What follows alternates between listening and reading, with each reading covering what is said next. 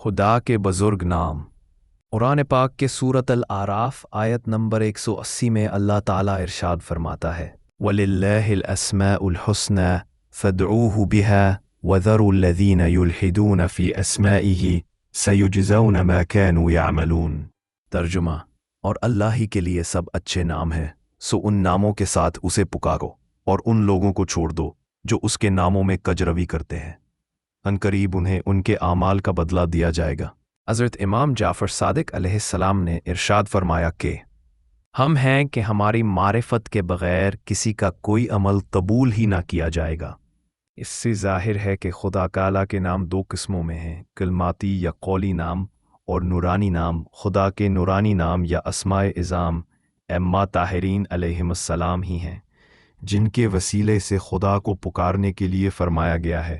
خدا کا وہ اسم اعظم جس کی شناخت وقت اور زمانے کے لحاظ سے نہایت ہی ضروری اور لازمی ہے، امام زمان ہی ہے۔ مذکورہ بالا آیت کی روشنی میں اس حقیقت کو ذہن نشین کر لو، خدا کی ذات و صفات میں کوئی درجہ بندی نہیں، کیونکہ وہ ہر اعتبار سے ایک ہی ہے، لیکن جہاں خدا تعالیٰ کے اوصاف کو ظاہر کرنے، اوصاف ظاہر کرنے اور سمجھانے کے لیے مختلف معنوں اور جدا جدا چیزوں سے کام لیا گیا ہے، ان میں فرق ہے، نیز اس میں زمان و مکان کی ضرورت بھی پیش نظر ہے۔ چنانچہ قولی اسماء کے مقابلے میں خدا کے نورانی نام اسماء اعظام ہیں جو انبیاء اور ائمہ علیہم السلام ہیں، اور اس سلسلے میں امام زمان موجودہ وقت کا اسم اعظم ہے۔ اس سے معلوم ہوا کہ خدا کے کچھ نام صامت ہے اور کچھ ناطق ہے، یعنی ہدایت دینے والے اور نجات دلانے والے ہیں۔ اللہ تعالیٰ کا عرش زندہ ہے، قلم زندہ ہے، کرسی زندہ ہے اور لوح زندہ ہے۔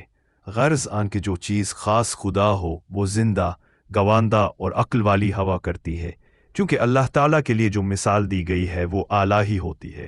وہ اس طرح کہ جب کہا جائے خدا کا ہاتھ تو یہ مثال ہے، اور اس کا اعلیٰ ہونا یہ ہے کہ پیغمبر صلی اللہ علیہ وآلہ وسلم اور امام علیہ السلام کو خدا کا ہاتھ قرار دیا گیا ہے۔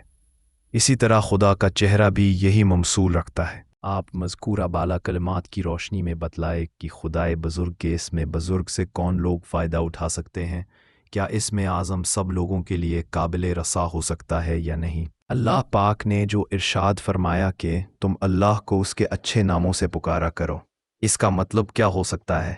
کیا یہ بات ہو سکتی ہے کہ جو شخص خدا کے حقیقی نام کو نہیں جانتا ہو، اس کا کچھ بھی سنا نہیں جائے گا؟ کیا یہ بات درست ہے کہ پیغمبر صلی اللہ علیہ وآلہ وسلم اور امام علیہ السلام خدا کے حقیقی نام ہیں، اس لیے انہیں کے وسیلے سے خدا کو پکارنا چاہتے اور انہیں کے ذریعے سے خدا کی طرف رجوع کرنا چاہتے؟ یہ بالکل صحیح ہے کہ خدا کا اسم اعظم اور خدا کا خلیفہ دو الگ الگ چیزیں نہیں ہو سکتیں۔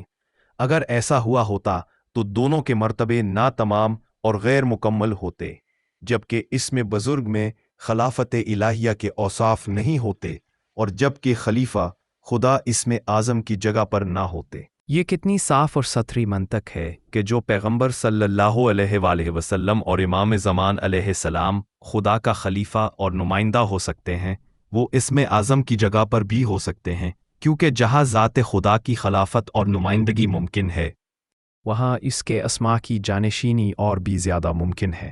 جب سے حضرت آدم علیہ السلام اللہ جل شانہ کی خلافت و نیابت جلیلہ پر فائز ہوئے، تب سے یہ عظیم الشان منصب انبیاء و ائمہ علیہم السلام کے مقدس سلسلے میں چلتے آیا ہے، اور کبھی ایسا نہیں فرمایا گیا کہ اب اللہ تعالیٰ کی خلافت آسمانی کتاب کے ذمے ہوگی، یا بیت اللہ کو حاصل ہوگی، یا فرشتوں میں سے کوئی خلیفہ خدا ہوگا۔